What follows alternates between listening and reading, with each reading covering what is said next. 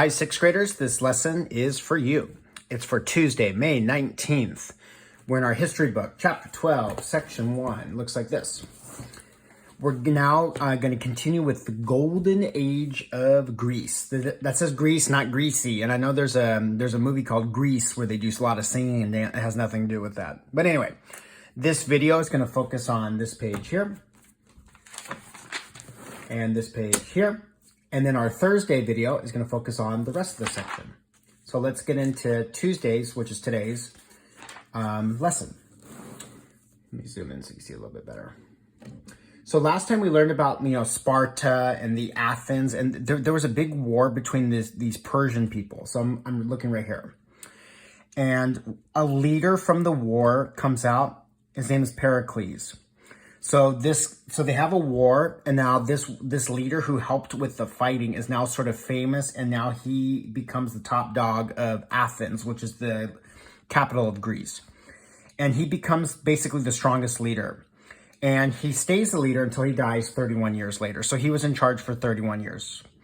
And he was very important for them at that time. And there's even now, we're talking, this is over 2,000 years ago.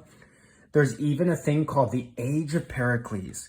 He was that important to these people that even now, like people in Greece, when they learn about Greece, they still remember this guy.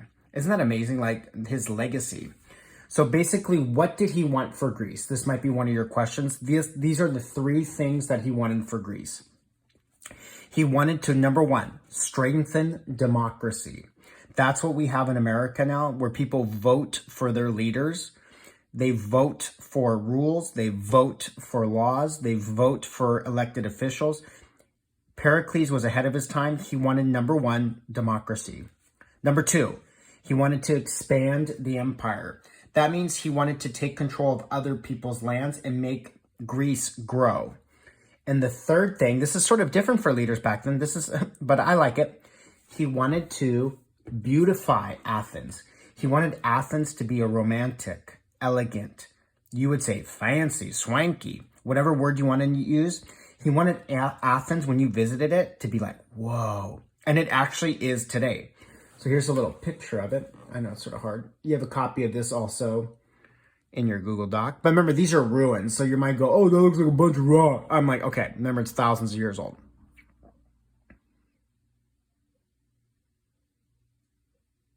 Okay. One of the most famous things that he said, and people even in America say this today, is everyone is equal before the law.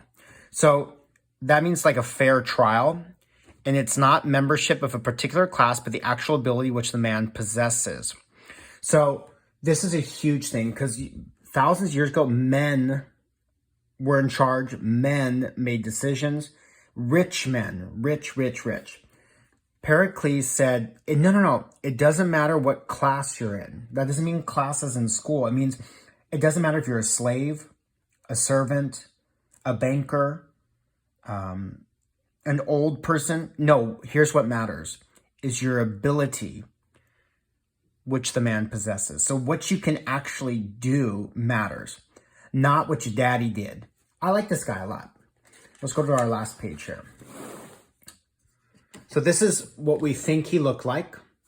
Remember, there was no photographs and no videos back then, so they made a sculpture of him. He was born in the year 495 BC. So we're talking like he was born 2,500 years ago. There might be a question about Pericles, so I'm not going to read this to you, but you might want to pause the video right here for help.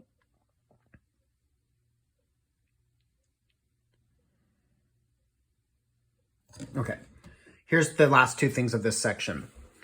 So one of the other things that he did, and this happens now, is before him, if you were in charge, you did not get paid. But when he came to power, what happened is that only rich people before him could be in charge because it was expensive.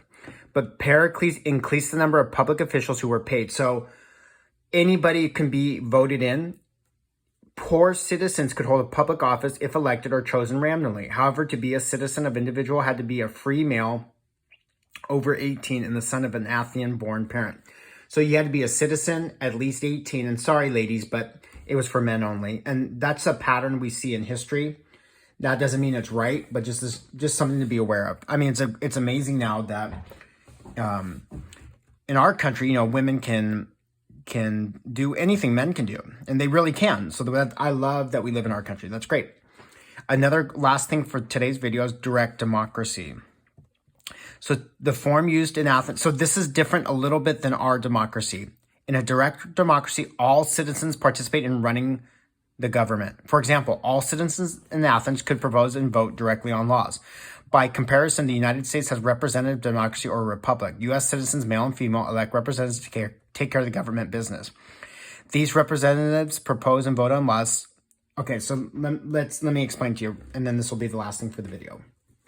In this guy's time, the people actually said, that law stinks and that law sucks. Let's vote and get rid of that. Okay. Or, hey, I just thought of a law. Let's vote on it. Okay, that's how it was during this guy's time. In America, we have represented officials. That's why it's so important to vote. Whoever we vote, Democrat or Republican, and it doesn't matter, and I'm not going to get into politics, but just whoever we vote for, they are the ones in charge of our country and making rules and laws and regulations for people. So in America, it does matter who we vote for because because we do not have a direct democracy like Athens and Greece did. In America, we have representatives that make the laws for us. We vote for them because we believe in what they're saying. We believe they think like we do.